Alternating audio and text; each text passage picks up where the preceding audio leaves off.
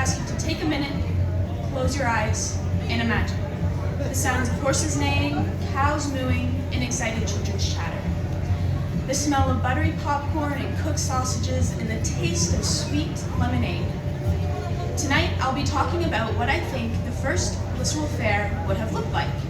The first fair took place in the fall of 1856, just 4 years after Listowel was permanently settled. The early fairs were modest in size compared to today, but they didn't have as much to see as we do now. But they had a good selection of categories for people to enter so they could participate in the fair. These categories included cattle showing, so people could show off their best cows, horse racing, and pig showing.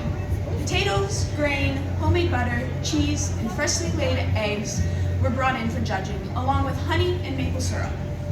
Residents were encouraged to bring in exhibits of their knitting of various items, possibly socks, scarves, blankets, and hats, using the yarn that was spun from their own or local sheep. Weaving of their rugs were also brought in so they could be judged. I also think that the fair had some traveling vendors that were set up selling blankets, coats, and a variety of wares, such as pots, pans, or tools.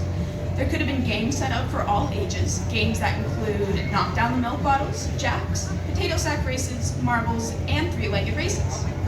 And after all that hard work of showing the animals and playing those games, food vendors could have been set up. Fair goers could enjoy a sweet treat like pie or lemonade, something salty like popcorn or canned pickles, and for those who wanted a little more, sausage was available. Since the settlers in the area were mainly English, Irish, Scottish, or German, delicacies from each country may have been showcased at the fair. Moving on from this time period between the years of 1873 and 1885, the fair was held at the Listowel Memorial Park. The fair moved around for a few years after being at the park until the Agricultural Hall, first known as the Listowel Armory, was built in 1914.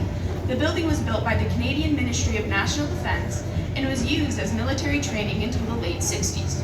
But every year since the hall was built, the Listowel Fair was held on these grounds. The fairs of yesterday and the fairs of today may have been different, but they hold a common thread, that they both have spirit and the same purpose. That purpose being to promote agricultural awareness and to enhance the way of life in our community. This is what I think the first Listowel Fair would have looked like. Thank you for taking this trip to the past with me, and I hope to see you around the fair this weekend. Thank you.